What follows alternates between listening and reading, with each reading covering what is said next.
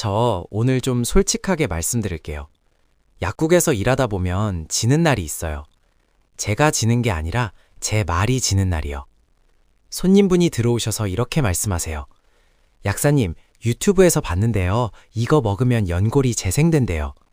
홈쇼핑에 의사 선생님이 나와서 이 크림 바르면 기미가 싹 사라진대요. SNS에서 약사님이 나와서 설명하던데 왜 선생님은 이걸 모르세요? 그 순간 제가 틀린 사람이 돼요. 화면 속 전문가를 더 믿고 눈앞에 저는 의심받는 상황이 펼쳐집니다. 이해를 못하는 건 아닙니다. 저도 마찬가지로 소비자 입장으로 돌아가면 같은 생각을 할 것 같거든요. 그런데 왜 이런 일이 생기는지 그 구조를 같이 한번 들여다보려고요. 이걸 이해하시면 앞으로 절대 안 당하거든요. 먼저 솔직하게 인정할게요. 저도 완벽한 사람이 아니에요. 약국에서 바쁠 때는 한 사람과 대화 나눌 수 있는 시간이 3분 정도 되는 것 같은데 3분 안에 모든 걸 다 설명 못할 때도 있고 제가 놓치는 부분도 분명히 있어요. 이건 진짜예요. 저도 부족한 사람이니까요. 근데 적어도 모르는 건 모른다고 말합니다. 확실하지 않은 건 확실하지 않다고 말합니다. 건강제품이나 정보를 파는 사람들 중에 일부는 그걸 못해요. 아니, 안 해요. 물론 건강 관련 콘텐츠 만드시는 모든 분들이 그렇다는 게 아니에요. 진심으로 좋은 정보 드리려는 분들도 많이 계세요. 근데 대체로 문제가 될 만한 분들도 많이 보입니다. 그들이 잘하는 게 있어요. 첫째, 시간을 씁니다. 20분짜리 영상, 매주 올라오는 콘텐츠, 댓글 소통, 구독자랑 관계를 쌓아요. 저는 약국에서 한 분과 3분도 채 상담 못할 때가 많은데. 둘째, 확신을 줍니다. 드셔보세요. 분명히 좋아지실 거예요. 이 말이 얼마나 따뜻하게 들리는지 저도 알아요. 저는 그 말을 못해요. 도움이 될 수 있지만 개인차가 있고 기저질환에 따라라고 해야 하거든요. 그건 제가 부족해서가 아니에요. 거짓말을 못하기 때문입니다. 싹 낫는다. 이 네 글자가 왜 이렇게 사람을 흔드냐면요. 오래 아프셨던 분들, 병원을 전전하셨던 분들은 지푸라기라도 잡고 싶은 심리가 있어요. 이건 어리석어서가 아니에요. 인간이라면 당연한 거예요. 그 심리를 겨냥해서 만든 단어가 싹 낫는다입니다. 과학이 아니에요. 마케팅이에요. 거기에 사례를 더해요. 아무개님은 이거 드시고 무릎이 좋아지셨대요. 저도 써봤는데 피부가 달라졌어요. 100명이 먹었을 때 2명한테 우연히 좋아진 걸 100명 다 낫는 것처럼 포장하는 거예요. 나머지 98명 얘기는 편집에서 잘려요. 물론 그 2명의 경험이 거짓이라는 게 아니에요. 실제로 좋아지셨을 수도 있죠. 근데 그게 그 제품 때문인지 다른 이유인지는 아무도 모르는 거예요. 그리고 한 가지 더 말씀드릴게요. 그 감동적인 후기들, 상세 페이지 하단에 수천 개씩 달린 한 달 사용기들 있잖아요. 그게 전부 진짜 소비자가 쓴 거라고 생각하세요? 마케팅 업계에서는 이걸 바이럴이라고 해요. 제품 하나 출시하면 마케팅 대행사가 붙어요. 그 대행사 직원들 업무 리스트에 이런 게 있어요. 오늘 땡땡 카페 3곳의 후기 작성, 블로그 체험단 모집, 댓글 관리. 여러분이 밤새 찾아본 그 감동적인 실사용 후기가 누군가의 오늘 오전 업무였을 수 있어요. 물론 모든 후기가 다 조작이라는 게 아니에요. 근데 그걸 구별할 방법이 소비자 입장에서는 거의 없다는 게 문제예요. 또 한 가지 많이들 오해하시는 게 있어요. 천연 성분이라 안전하다. 이 말 정말 많이 들어요. 약국약은 독하고 천연 성분은 몸에 순하다는 거죠. 근데 잠깐만요. 독버섯 천연이에요. 복어독 천연이에요. 청산가리도 자연에서 나와요. 천연이라는 말이 곧 안전하다는 말이 아니에요. 반대로 약국에 있는 약들은요. 그 성분이 얼마는 들어가야 효과가 나는지, 얼마 이상 들어가면 독이 되는지, 어떤 사람한테는 쓰면 안 되는지 이걸 수십 년에 걸쳐 수백만 명한테 검증한 결과물이에요. 천연이라서 안전한 게 아니에요. 검증되었기 때문에 안전한 거예요. 정말로 싹 낫는 물질이 있다면 왜 그게 약국이 아니라 인터넷 쇼핑몰에서 팔릴까요? 전 세계 제약회사들이 신약 하나 개발하는데 1조 넘게 써요. 어떤 건 10조도 써요. 그 자본으로 전 세계 연구자들을 뒤지면서 효과 있는 물질을 매일 찾아요. 근데 그 물질이 인스타 광고에서만 발견된다고요? 비유하면 이래요. 우리 아이 한 달 만에 전교 1등 만드는 방법이 있는데 학교 선생님은 모르고 동네 오락실 사장님만 알고 있다. 믿으시겠어요? SNS에서만 팔리는 이유는 딱 2가지예요. 효과가 입증 안 됐거나 부작용을 통제할 수 없거나. 그나마 건강기능식품 인증이라도 있으면 다행이에요. 식약처가 최소한의 기준을 인정한 거니까요. 근데 그 인증도 없는 것들이 인터넷에서 싹 낫는다고 광고해요. 최소한의 자격도 없는 게 가장 강한 주장을 하고 있는 거예요. 물론 홈쇼핑, 인터넷, SNS 광고에서 파는 건기식이나 영양제가 무조건 나쁘다는 건 아니에요.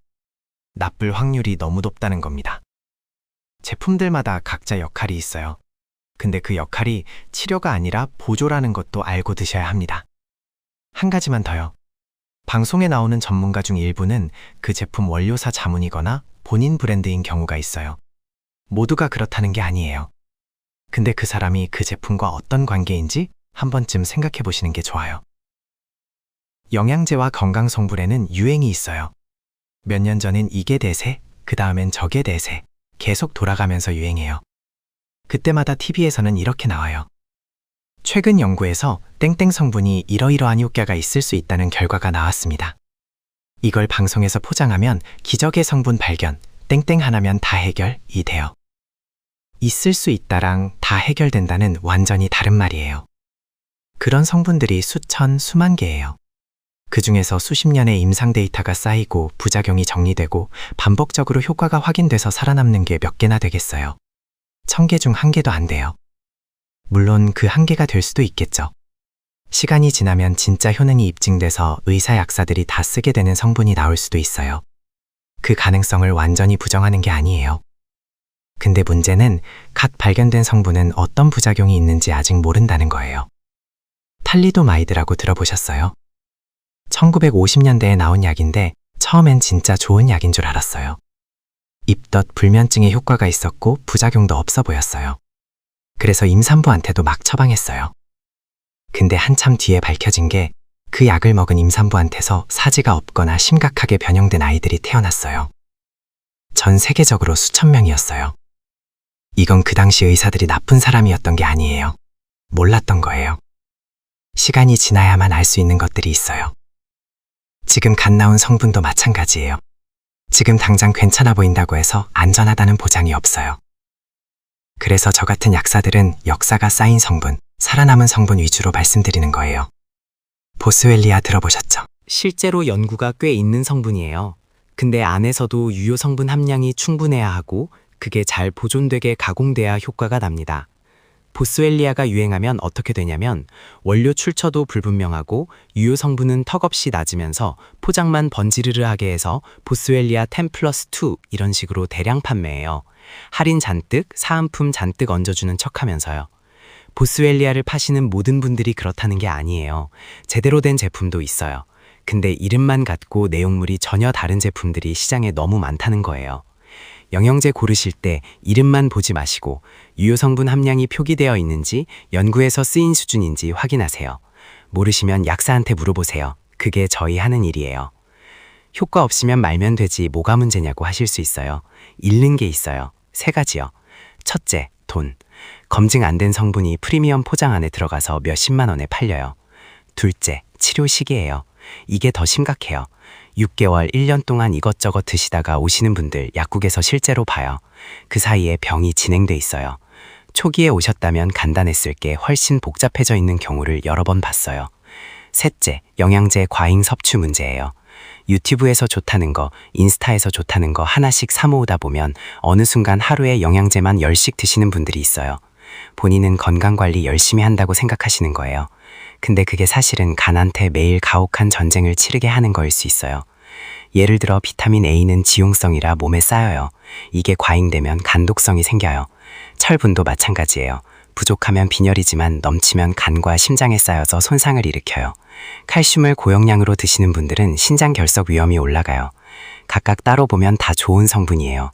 근데 동시에 여러 개를 아무 계획 없이 드시면 이야기가 달라져요. 몸에 좋으려고 먹는 영양제가 쌓이고 부딪히면서 오히려 몸을 망가뜨릴 수 있어요. 증상이 없다고 괜찮은 게 아니에요. 간은 망가져도 초반엔 아무 신호도 안 줘요. 마지막으로 이 말씀만요. 약사한테 상담하러 오실 때 딱 3가지만 먼저 말씀해 주세요. 지금 먹고 있는 처방약 이름, 기저질환, 그리고 요즘 몸에서 느끼는 불편함. 이 3가지만 있으면 저는 훨씬 정확하게 도와드릴 수 있어요. 저희는 물건 파는 사람이 아니에요. 여러분의 건강 상태랑 성분을 매칭해주는 전문가예요. 귀찮으실 것 같아도 저를 더 귀찮게 하세요. 그게 여러분한테 훨씬 이득이에요. 제가 글쎄요, 개인차가 있어요. 경과를 봐야 해요 라고 하는 이유. 몰라서가 아니에요. 여러분의 몸이 저마다 다르다는 걸 알기 때문이에요. 그 가능성을 열어두는 게 약사로서 제 의무예요. 싹 낫는다는 말은 그 의무를 포기한 말이에요. 말은 시원하지만 그 말을 할 수 있는 사람은 결과에 책임지지 않는 사람이에요. 저는 책임져야 하기 때문에 신중하게 말합니다. 물론 저도 완벽하지 않아요. 틀릴 때도 있고 더 공부해야 할 것도 많아요. 근데 적어도 그걸 알고 인정하면서 말하려고 해요. 화면 속 화려한 편집보다 여러분 상황을 직접 듣고 얼굴을 마주하는 가까운 약사나 의사를 활용해 주세요. 오늘 영상이 도움이 됐다면 주변 친구들 중 한 분에게만이라도 보내주세요. SNS 광고 제품 사시려는 분이 계시다면요. 감사합니다.